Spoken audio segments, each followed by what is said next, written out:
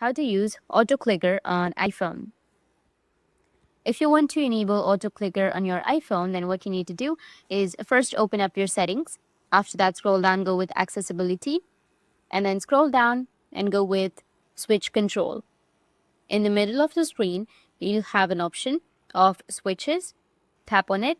In my case, I have 0 switches, so you just need simply go and select add a new switch, select tap screen, or go with screen. Go with full screen. Once you've selected full screen, you need to scroll down. Under system, you need to choose tap. This will make the auto clicker tap the screen. Go back and tap on recipes and tap on create new recipe and name it something like auto clicker.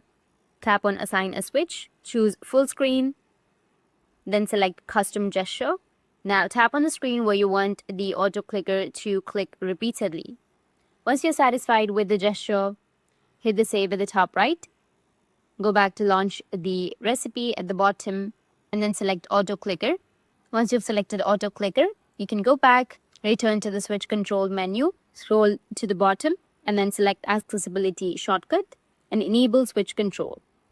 Tap on switch control, tap on continue. Now you can triple click the side button to activate or deactivate the auto clicker.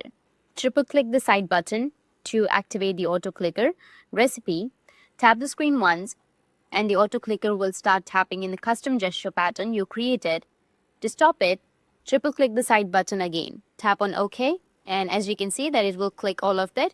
Now you can triple click your side button again and it will turn off. This method works on any iPhone app or game on your iPhone. That's it, and if you have any questions, feel free to comment below. Thanks for watching.